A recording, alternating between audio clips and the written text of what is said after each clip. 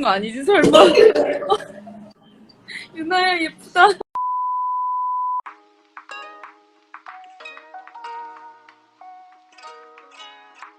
안녕하세요 여러분, 수영독학입니다. 오늘은 뜨기 두 번째 시간에 이제 엎드려 뜬 다음 발차기 하는 영상까지 같이 연결해서 빠르게 진도를 나가보도록 할게요. 저도 이 지겨운 발차기 시간 빨리 좀 끝내고 싶네요. 일단 저희가 뭘 했는지 한번 정리해보고요. 오늘 빠르게 진도를 나갈 거기 때문에 먼저 어떤 순서로 진행할 건지 간단하게 차례 말씀드릴게요. 먼저 저희 지금 여태까지 호흡 연습을 가장 먼저 했고요. 두 번째로는 앉아서 발차기 연습을 했습니다. 먼저 발차기 연습에 연결해서 매달려서 발차기를 할 거고요. 호흡 연습과 뜨기 연습에 이어서 뜨기 가라앉기를 할 겁니다. 그리고 나면 두 개를 같이 해줄 거예요. 매달려 써서 발차기를 해줄 거고요. 일어나는 건 가라앉기겠죠.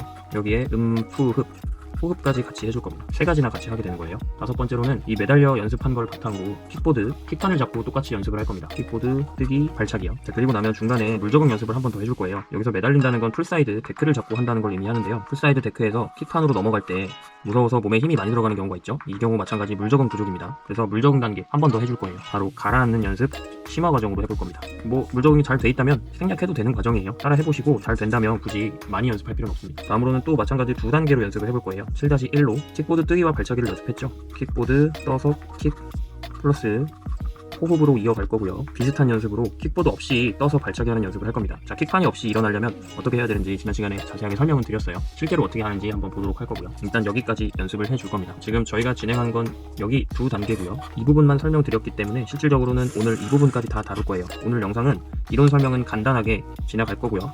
왜냐면 저희가 발차기랑 뜨기 가라앉기 설명은 이미 앞 시간에 다 드렸기 때문이에요. 실전에서 수영장에서 여러분이 어떻게 연습해야 하는지 영상으로 많이 보여드리겠습니다. 자, 간단하게 이론부터 넘어갈게요. 오늘 내용 정말 너무 간단합니다. 한 가지 말씀만 드리면 돼요. 바로 발차기인데요. 저희가 앉아서 발차기에서 엎드리거나 매달려 있는 방식으로 발차기 바뀌려면 가장 중요한 차이가 다리에 올려차기 내려차기가 바뀌어요. 그래서 중점적으로 연습해줘야 하는 부분은 내려차기에서 올려차기로 바뀌겠죠. 이 부분 포인트로 가지고 지금 설명을 다시 드릴게요. 다리를 얼마나 올려차야 되냐는 얘기예요. 이건 뭐 사실 얼마나 내려차야 되냐, 내려차기도 해당되는 이야기입니다. 자, 엎드려서 이렇게 발차기를 한다고 생각을 해볼게요. 뭐 벽을 잡고 있을 수도 있고 아니면 뭐 킥판을 잡고 있을 수도 있습니다. 어쨌든 엎드려서 발차기 할 때 수면이 뒤통수가 살짝 나오는 정도, 등이 살짝 보이고 엉덩이가 살짝 보일라 말랑한 정도의 수심이 걸쳐 있을 거예요.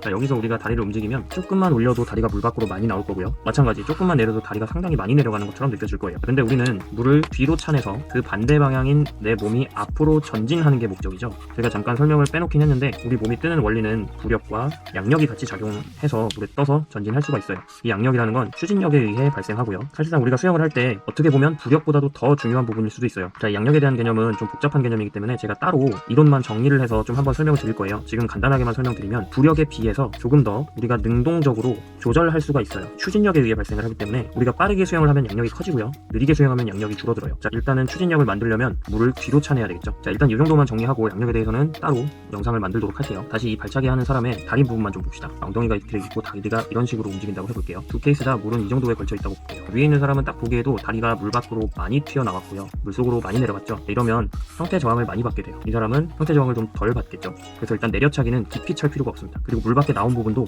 위에 사람이 훨씬 많고 이 사람은 적겠죠. 우리는 다리를 높이 들어서 물 밖에 꺼내면 어떻게 된다고 했죠? 하체가 더 가라앉는다고 말씀드렸어요. 그러면 이 저항면과 하체가 가라앉는 부력의 면에서 볼 때 다리가 물 밖으로 많이 나가거나 물속으로 많이 들어갈 필요가 없는 겁니다. 다리는 좁은 폭으로 움직여줘야 해요. 그래서 내려차기와 올려차기 모두 좁은 폭으로 차줘야 합니다. 자, 이 부분 때문에 제가 사실은 엎드려 있을 때 올려차기를 강조를 드렸어요. 좁은 폭으로 차야 하다 보니까 내려차는 부분은 별로 어렵지 않아요. 근데 올려차기를 안 해버리면 문제가 돼요. 제가 앞에 발차기 시간에서도 많이 말씀드렸지만 저희는 올려차기를 하기만 하면 돼요. 주요 추진력은 내려차기에서 만들 거기 때문이죠. 하지만 하긴 해야 돼요. 그래서 이 좁은 폭으로 올려차기를 하기 위해서 앞 시간에서 제가 계속 고관절 움직임에 대해서 강조를 드린 겁니다. 그리고 올려차기를 좁은 폭으로 해야 하는 이유 중에 또 하나는 방금 말씀드렸죠. 부력 때문에 하체가 가라앉는다. 두 번째는 물 밖으로 많이 나가면 다리를 많이 들었다가 찰 수 있기 때문에 물을 많이 차낼 거라고 생각할 수도 있어요. 그런데 다리가 물 밖에 나온 부분은 물속에 들어가기 전까지는 물을 차지 못해요. 그리고 수면이 여기 걸려 있다고 생각을 하면 이 부분에서는 아무리 차봐야 물이 많이 안 나갑니다. 결국에는 다리가 물속에 다 들어갈 때 물을 뒤로 밀어낼 수가 있어요. 그러면 애초에 많이 꺼낼 필요가 없겠죠. 많이 꺼내봐야